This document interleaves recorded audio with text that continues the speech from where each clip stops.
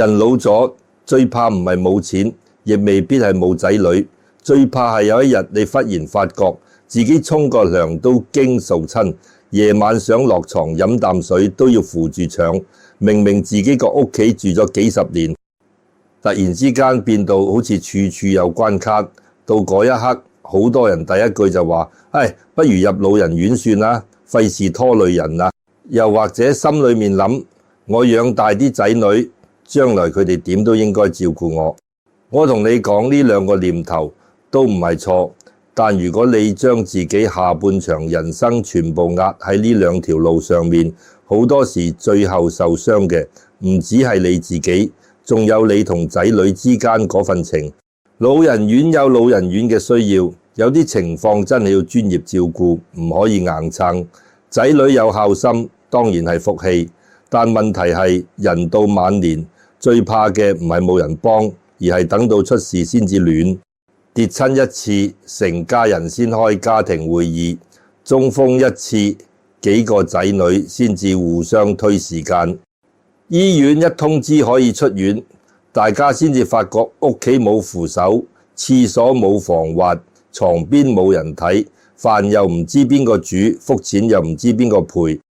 嗰陣時孝順就會變成壓力，親情就會變成數寶，個個都話自己有難處，個個又覺得自己做得最多。你話老人家聽到心裏面點會唔酸？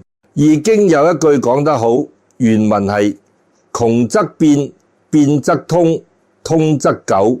講白啲，即係一件事去到行唔通嘅時候，你唔好死頂，唔好鬥硬頸，要識得轉一轉，轉得啱，條路先至通，條路通先至可以行得長。人老咗亦都一樣，唔係叫你認命，亦唔係叫你逞強，而係趁自己仲清醒，仲有氣力，仲識得分辨人情冷暖，先一步替自己改個局。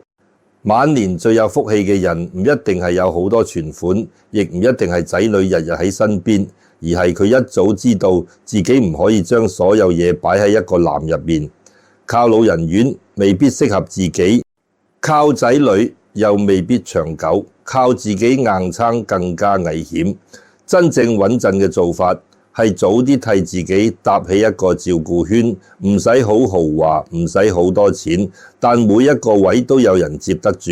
你唔好覺得講呢啲好似好冷冰冰，其實越係有情嘅家庭，越要早啲講清楚，越係想留住親情，越唔可以將所有難題拖到病床邊先攤開嚟講。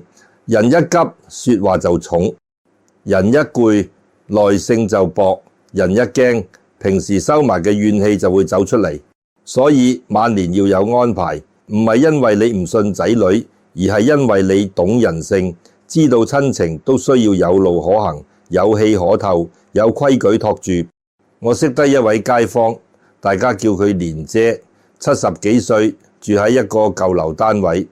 蓮姐後生嗰陣好硬淨，老公走得早，3個仔女都係佢一手一腳湊大。佢成日同人講：我啲仔女好孝順，我老咗唔使驚。呢句說話本來聽落好有福氣，問題係蓮姐一直都冇諗過，孝順都要有方法，唔係一到需要人照顧就自然會變出時間，變出耐性，變出一個完美安排。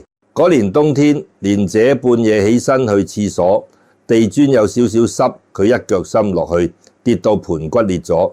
入院嗰幾日，3個仔女全部趕到，個個都心痛，個個都話：阿媽你放心，我哋會照顧你。蓮姐聽到眼濕濕，覺得自己總算冇白養仔女，但人情嘅難處就係頭3日最熱，3個禮拜之後就開始見真章。大仔有自己公司，日日開會，佢話可以出錢，但真係冇辦法日日陪。兒女住得近少少，但屋企有2個孫要湊，老公又唔多願意，成日俾外母過夜。細仔最有心，成日請假返嚟，但請得多，老闆開始黑面。頭1個月大家仲客客氣氣，第2個月就開始有怨氣。大仔話：我出錢最多，點解你哋仲嫌我唔做嘢？兒女話：錢係錢，日日落手落腳嗰個係我。細仔又話：我份工都就嚟保唔住，唔通我冇壓力？蓮姐坐喺床邊，聽住聽出面幾兄妹細細聲鬧，越聽越心寒。佢本來以為自己病咗，仔女會圍住佢，點知圍住佢嘅唔止係孝心，仲有時間表、錢銀、配偶面色、工作壓力，同埋幾十年嚟大家冇講出口嘅舊怨。有一晚，二女幫佢抹身，手勢急咗少少，蓮姐痛到嘶一聲。二女即刻話：媽，我都好攰㗎，我唔係專業姑娘，你唔好喐嚟喐去啦。呢句說話其實唔係惡，係攰到爆出嚟。蓮姐冇出聲，但個心好似俾針吉一樣。佢忽然明白，仔女唔係唔愛佢，但愛一個人未必代表佢有能力長年累月侍候你。尤其係貼身照顧、沖涼、換片、扶起身、半夜叫醒、陪覆診、煮飯洗衫，樣樣都係真功夫，唔係講一句孝順就做得好。做得唔好，老人家委屈；做得太多，仔女又委屈。到最後，大家明明係一家人，卻好似互相欠債咁。蓮姐出院返屋企之後，3個仔女又為咗請唔請工人、入唔入院舍、邊個負責夜晚培訓，爭到面紅耳赤。大仔覺得請工人貴，二女覺得老人院似送走阿媽，細仔就話不如輪流照顧。聽落每個方案都有道理，但每個方案都有人唔服。蓮姐最後喊住講咗一句：我唔想你哋為咗我反面。就係呢句令成家人停咗一停。後來有個相熟社工提醒佢哋，唔一定得老人院同仔女貼身照顧兩條路，中間其實仲有好多做法，可以先改屋企環境，可以請鐘點照顧員，每星期幾次，可以安排送飯，可以揾陪診，可以裝緊急鐘，可以同鄰居打聲招呼，可以由仔女分工，有人管錢，有人管醫療，有人固定探望，而唔係要一個人孭晒。蓮姐嗰陣先至醒覺，原來自己一直講唔想麻煩仔女，但其實乜都唔安排先係最大嘅麻煩。你話佢有冇錢？唔算多，只係有少少積蓄，加上長者津貼同仔女每人出少少。你話佢仔女孝唔孝順？唔係唔孝順，只係每個人都有自己人生要顧。當屋企廁所裝咗扶手，地下鋪咗防滑墊，床邊放咗穩陣扶手，飯有人定時送，沖涼有人每星期上嚟幫，覆診早早約好陪診，3個仔女反而少咗爭吵，因為佢哋唔再係臨急臨忙去救火，而係各自守住自己嗰一份。蓮姐亦都唔再覺得自己係一件被人推來推去嘅包袱，因為佢知道就算自己行得慢，都仲有一個自己熟悉嘅屋企，一套自己參與過嘅安排，一班唔同角色但可以接得住佢嘅人。呢個故事最值得聽嘅地方就係蓮姐一開始錯喺邊，佢唔係錯在相信仔女，亦唔係錯在唔想入老人院。佢錯在以為晚年照顧係到時先算，好多老人家都係咁，身體仲行得走得，就覺得講呢啲唔吉利。同仔女講第時點照顧，又怕好似催人盡孝；一講錢又怕仔女話自己計較；一講病又怕屋企氣氛沉重。於是拖到有一日真係跌低，拖到醫生話要有人照顧，拖到仔女嘅生活一下子被打亂，大家先逼住攤開嚟講。你話咁樣講出嚟，仲會唔會好聽？多數都唔會，因為人在急嘅時候，講嘅唔係情，講嘅係壓力；人在攰嘅時候，流出嚟嘅唔係孝心，係怨氣。所以我成日話，人老咗要留一條後路，唔係因為唔信仔女，而係因為你懂人性。真正成熟嘅老人家唔會日日試探仔女孝唔孝順，亦唔會一早就認定自己第時一定要入院舍。佢會趁自己仲有主意，慢慢問清楚。我第時如果行唔到，邊個可以幫我覆診？我屋企邊個位最易滲親？我每個月可以攞幾多錢出嚟買照顧服務？附近有冇長者中心、社區飯堂、陪產、家居照顧？我啲藥、病歷、身份證明、銀行資料，邊個信得過可以知道呢啲問題？聽落好現實，但現實唔等於涼薄。現實處理得好，親情先有位呼吸；現實處理得差，幾孝順嘅仔女都會被生活磨到變聲。我再講一個街坊故事，你聽完會更加明點解人老咗，萬一真係唔能夠完全自理，唔好第一時間驚到自己走去老人院，亦唔好一味等仔女輪流侍候。因為好多時最適合你嘅路唔係最極端嗰條，而係中間嗰條。你仍然留喺自己熟悉嘅屋企，但你唔係一個人死頂。仔女仍然參與照顧你，但唔係要佢哋放低自己成個人生嚟陪你。呢條路講出嚟唔神奇，亦唔豪華，但好多普通老人家存款唔多，一樣做得到。深水埗有位陳伯，76歲，住喺唐樓改建過嘅舊單位，屋企唔大，客廳擺一張舊木台，窗邊有一張藤椅，牆上面掛住佢同老伴後生時影嘅相。陳伯後生做過五金鋪，又做過街市搬貨，成世人捱得頂得，唔中意求人。老伴走咗幾年之後，佢一個人住，仔女唔係唔理佢，大女嫁咗去屯門，細仔喺觀塘返工，兩個都成日打電話返嚟，星期日得閒就帶啲湯水、生果上嚟。但你知啦，香港人生活壓力大，一個要顧自己家庭，一個要供樓返工，真係唔係話想日日嚟就嚟到。陳伯自己都明，所以佢成日同人講：我有手有腳，唔使麻煩佢哋。呢句說話其實好多老人家都講過，聽落有骨氣，但有時骨氣太硬，硬到身體一出事就會裂。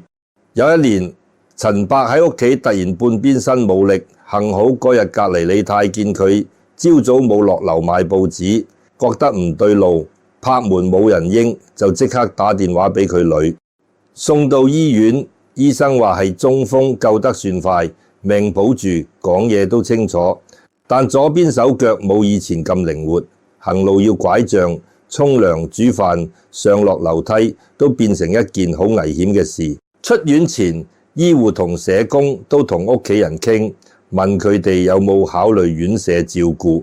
親戚聽到就個個俾意見，老人院有人睇住，安全啲啦。你哋又返工又住得遠，點照顧啊？唔好等出咗事先後悔。呢啲說話唔係冇道理，陳伯自己都驚。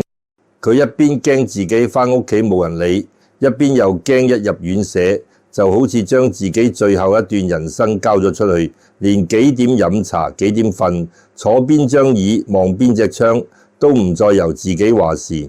嗰晚，陳伯個女坐喺病床邊，眼都紅晒，問佢：爸，不如你先去院舍住一排好唔好？陳伯冇即刻答，佢望住天花板好耐，先細細聲講：我唔係怕死，我係怕返唔到屋企。呢句說話講到個女心都酸。好多後生仔女以為老人家固執，其實老人家唔係唔知自己需要人幫佢哋怕嘅，係一被人照顧就即刻失去自己，一病就由一個有主意嘅人變成一件由人安排嘅事。陳伯又唔係大富大貴，冇錢請全職工人，仔女又唔可能輪流搬嚟同住。照咁睇，似乎真係得老人院一條路。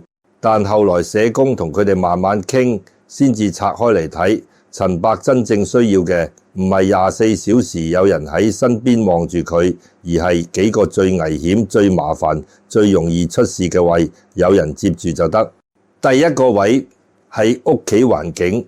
陳伯以前個浴室地下磚好滑，門第又高，廁所旁邊冇扶手，老人家一腳唔穩就好容易跌。社工建議佢先唔好諗大裝修，因為花費大，時間又長，可以先做幾樣最實際嘅：浴室裝扶手，地下鋪防滑墊，馬桶旁邊加穩陣扶手，床邊放一支床籃，走廊同廁所加夜燈，常用物品全部放低。唔好再爬路攞嘢。呢啲嘢每樣都唔算貴，但加埋就係一條保命線。好多人以為晚年照顧要好多錢，其實第一步往往唔係請人，而係將屋企由後生人住得慣改成老人家跌少啲。人一跌，唔單止醫藥費大，尊嚴亦會一跌好多。唔跌就已經慳咗好多苦。第二個位係日常照顧。陳伯最怕沖涼，因為中風之後手腳唔協調，一入浴室就緊張。佢女本來諗住每隔2日過嚟幫佢沖涼，帶住屯門去深水埗，一來一回幾個鐘，仲要照顧自己屋企，做得1個月可以，做1年就難。後來佢哋揾咗鐘點照顧員，每星期固定幾次上門，幫陳伯沖涼、換床單、簡單清潔，順便睇下屋企有冇唔妥。有人會話請人好貴嘅，但你要計清楚，唔係請全職工人，唔係日日10幾個鐘，而係喺最需要專人幫手嗰幾個時段買服務。好似過河咁，你唔係要買成條皮，你只係喺最深水嗰幾步揾人扶你一扶。呢樣嘢反而比仔女硬上更穩，因為專做照顧嘅人有方法，老人家少啲尷尬，仔女亦少啲怨氣。第3個位係食飯同覆洗。陳伯以前鍾意自己煲飯，病後拎鑊都唔穩，開火又驚唔記得熄。佢細仔本來話每晚買飯上嚟，但返工一遲就變成夜晚9點先食。後來佢哋同樓下一間相熟茶餐廳講好，每日中午送一個清淡飯盒上樓，夜晚就簡單啲，或者女兒生活預備幾份容易翻熱嘅餸。復診方面就唔再臨時問邊個得閒，而係早2個禮拜排好表。大女負責記醫生時間同藥物，細仔負責每月1次重要復診，普通復診就揾陪診服務。你睇呢啲安排唔係好高深，但最緊要係固定。老人家最怕臨時，仔女最怕突發。你將突發變成固定，將混亂變成流程，成個家就冇咁易爆。第4個位係鄰里同求救。陳伯嗰棟樓住咗幾十年，隔離李太、樓下報紙、黨老闆、茶餐廳夥計，全部都認得佢。以前陳伯覺得求人好冇面，咩都自己搞掂。但病後社工同佢講：陳伯，你唔係叫人照顧你成世，只係要幾個人知道。如果你有2日冇出現，佢哋要識得打個電話。於是佢屋企裝咗緊急鐘，手機設定好大女同細仔，一按就打到。李太每日黃昏倒垃圾時，順便聽下佢屋企有冇聲。茶餐廳送飯時，如果冇人應，就即刻打俾屋企人。呢啲就係人情，但係有規矩嘅人情，唔係無止境麻煩人。香港舊街坊最珍貴嘅地方，就係大家唔一定日日坐低傾，但你真係有事，總有人見到少少不尋常。你唔好小看呢一眼，有時就係呢一眼救返一條命。慢慢地，陳伯就由一個等人決定去唔去老人院嘅病人，變返一個自己生活有安排嘅老人家。佢朝早照樣坐喺窗邊飲茶，聽收音機，中午有人送飯，下午扶住拐杖喺屋企慢慢行幾圈。星期2、星期5照顧完上嚟，星期日仔女固定探佢，唔再係邊個得閒邊個嚟，而係講好時間，大家心裏有數。最重要係佢同仔女之間少咗好多火氣。以前佢女一接電話就心驚，怕阿爸又跌親，細仔一見阿爸就內疚，覺得自己做得唔夠。安排好之後，佢哋探望陳伯，反而真係可以坐低傾幾句，食個飯，講下孫仔近況，而唔係一入門就洗衫、倒垃圾、鬧佢唔聽話、催佢食藥。親情如果日日都係救火，好快會淋。親情如果有安排托住，就仲可以有溫度。呢度就係關鍵。所謂居家照護圈，唔係一個好高級嘅名詞，亦唔係有錢人先玩得起。講白啲，就係將你晚年生活最容易出事嘅幾個位，逐個揾人、揾工具、揾規矩接住。屋企危險就改，沖涼唔安全就請鐘點，煮飯有風險就安排送飯，復閃麻煩就定陪診。仔女住得遠就用固定時間同清楚分工，怕有急事就裝緊急鐘，同鄰舍打好招呼。每一樣都唔係大工程，但加埋就變成一張網。你唔需要一個人全天候侍候你，你需要嘅係出事之前已經有人知道點樣幫你。有人可能會問，咁樣係咪即係仔女唔使孝順？唔係，啱啱相反。真正嘅孝順唔係逼仔女日夜貼身服侍，服侍到夫妻失和、工作出事、心裏積怨。真正嘅孝順係大家各自用自己做得到嘅方式，長長久久咁守住老人家。有人出錢，有人出時間，有人負責醫療決定，有人負責每星期探望，有人幫手睇文件，有人同社工聯絡。每個人都清楚自己嗰份，反而做得耐。你要明白，晚年照顧最怕感情用事，一開始講到好偉大，3個月之後撐唔住，然後互相埋怨，可以長久嘅安排，先係真正有福氣嘅安排。陳伯後來同我講過一句，我一直記得，佢話：以前我以為有仔女服侍我先叫好命，依家我先知唔使仔女為我捱到反面，自己又可以住返自己屋企，呢個先叫安樂。你聽下呢句係咪好實在？人老咗唔係一定要人跪喺床前侍候你，先證明你有人愛。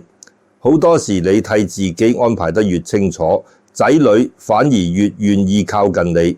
你樣樣都唔講，樣樣都等佢哋估，等佢哋救火，等佢哋內疚，親情反而會越走越遠。人心就係咁，壓力太大，再孝順都會變形。規矩清楚，再普通嘅家庭都可以有情有義。所以我話呢一招比子女伺候仲好，唔係話子女唔重要，而係因為佢唔將所有重量壓喺同一個人身上。仔女可以繼續做仔女，唔使變成全天候看護；老人家可以繼續做自己，唔使一病就變成一個被安排嘅人。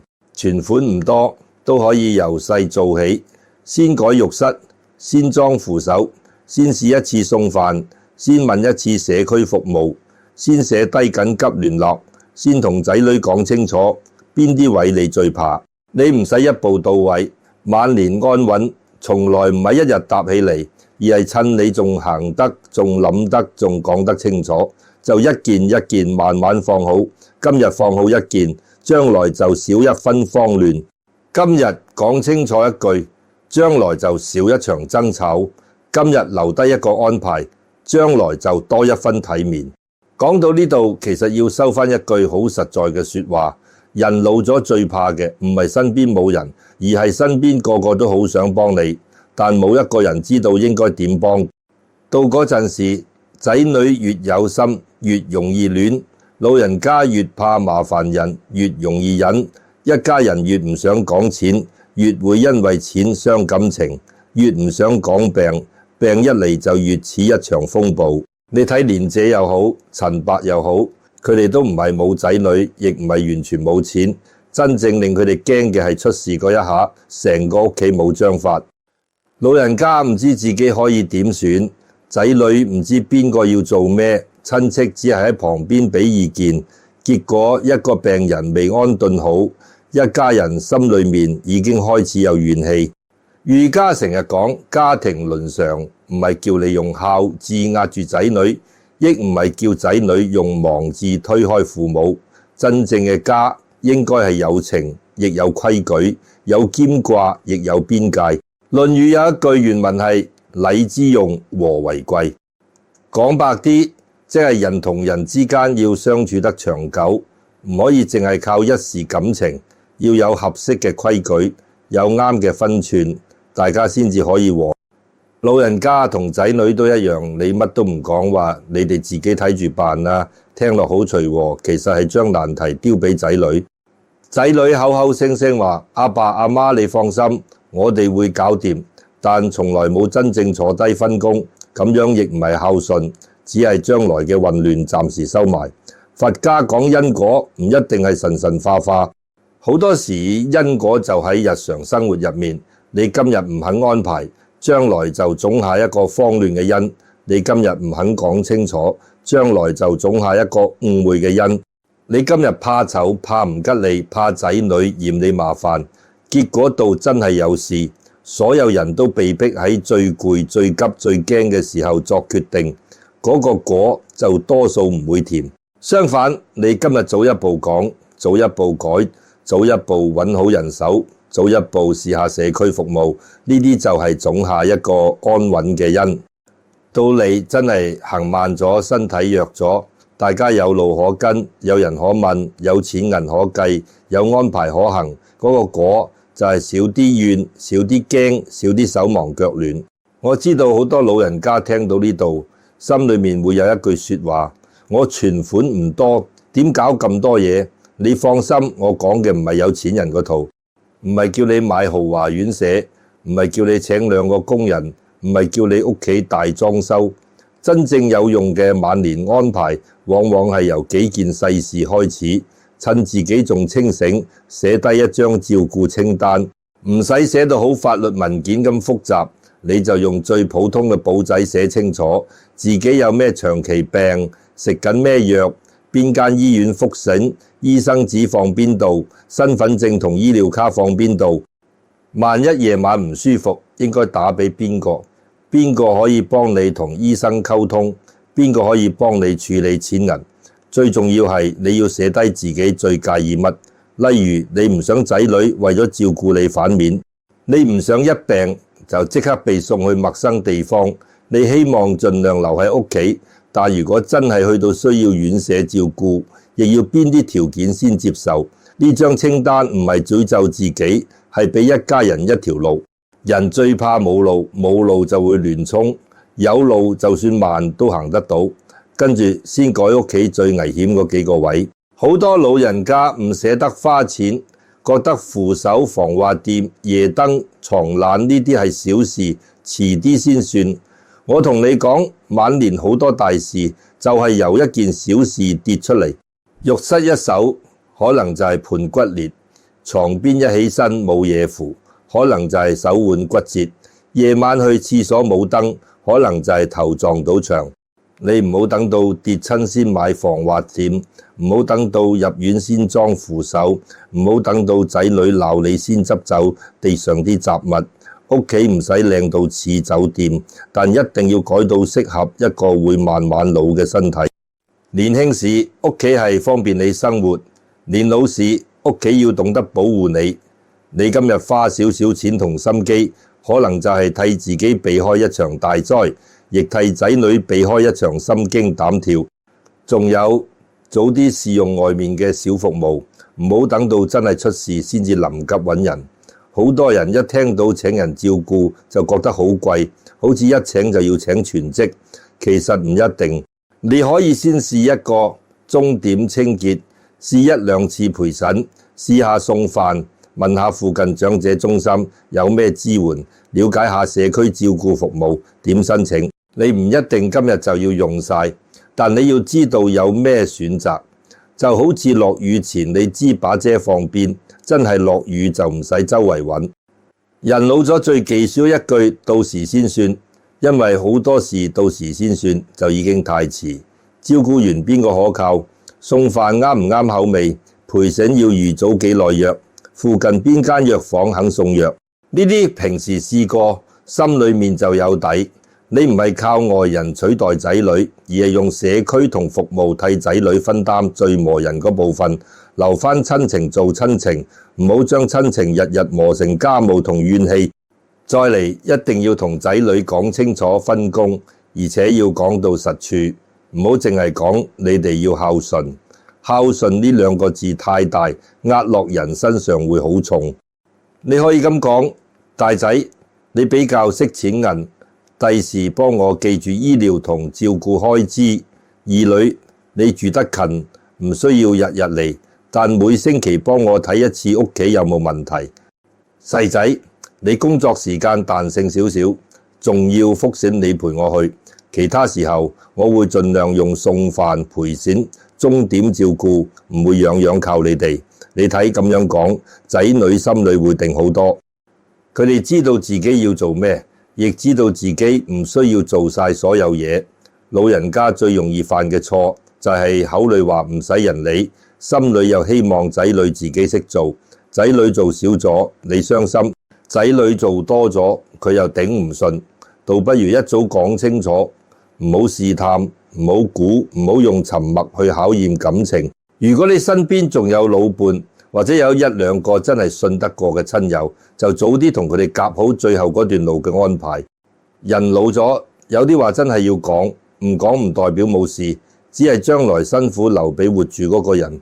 你最想留喺屋企，定係到某個程度願意去院舍？你啲重要文件放邊？你有冇一個緊急聯絡人可以即刻作決定？你有咩底線？有咩願望？有咩唔想仔女為你爭拗嘅地方，都可以趁頭腦清醒時慢慢講。呢啲話題聽落沉重，但講完反而鬆一口氣，因為你唔再係將命運完全交俾突發一刻，而係用清醒嘅心替自己同家人減少將來嘅痛苦。道家有一句意思好深，原文係為之於未有，治之於未亂。講白啲，即係問題未大之前先處理，亂局未起之前先安頓。晚年安排正正就係呢個道理。真正愛惜仔女，唔係永遠扮冇事，唔係病到頂唔順先通知佢哋，唔係口裏話唔麻煩你，實際上將最大嘅麻煩留到最後一刻先爆出嚟。真正愛惜仔女，係俾佢哋有機會用合適嘅方法孝順你。真正愛惜自己，係俾自己有機會有尊嚴咁慢慢老。老人院可以係其中一個選擇，但唔應該係你驚到冇路行嗰陣唯一嘅選擇。仔女可以係你嘅依靠，但唔應該係你所有生活風險唯一嘅承擔者。人到晚年，最好嘅局係屋企有安全，身邊有人情，社區有支援，仔女有分工，自己心裏有數。咁樣嘅晚年未必富貴，但一定安穩；未必熱鬧，但唔會孤寒；未必日日有人陪到貼身，但每一個重要時刻都有人知道點樣接住你。所以老咗萬一真係唔能夠自理，先唔好急住話去老人院，亦唔好將所有希望壓喺仔女一句我會照顧你上面。你要替自己搭一個照護圈，一個細細地實實在在做得到嘅照護圈。呢個圈入面可以有仔女，有鄰舍，有社工，有鐘點照顧員，有送飯服務，有陪診，有緊急鐘，有一張寫得清清楚楚嘅照顧清單。每一個人只幫一小部分，但加埋就托得住你嘅晚年。你唔需要等到有好多錢先做，亦唔需要等到真係病倒先做。今日執一執浴室，聽日問一問社區服務，後日同仔女傾一傾分工，一步一步，福氣就係咁樣流返嚟嘅。人到晚年最緊要唔係證明邊個最愛你，而係唔好令愛你嘅人被一場病、一個意外、一堆冇安排嘅瑣碎事磨到心入面生怨。老人院唔係洪水猛獸，子女照顧亦唔係理所當然，但喺兩者之間，你仲可以有第三條路，早一步搭起自己嘅照顧圈。晚年真正嘅體面，唔係硬撐到最後一刻，亦唔係將自己全副身家同全副希望交俾仔女，而係你未倒低之前，已經替自己想清楚邊個位要人幫，邊個位要錢用，邊個位要規矩，邊個位要留返一點餘地。人有安排，心就定，心一定，福氣先留得住。如果你聽到呢度，心裏面有少少感覺，覺得自己真係要早一步替晚年想清楚，記得幫我點個讚，訂閱呢個頻道，亦可以將呢番說話分享俾身邊有父母、有老伴，或者自己已經開始步入晚年嘅有緣人。你一個小小分享，可能就係提醒一個家庭少一場爭吵，少一份慌亂，多一條後路。如果你願意，由今日開始，唔再等到出事先算，而係早一步為自己同屋企人留住安穩，就喺留言區留低一個穩字，等我哋一齊善念共振。願你晚年有人扶一把，有路慢慢行，有家可以返，有福可以守。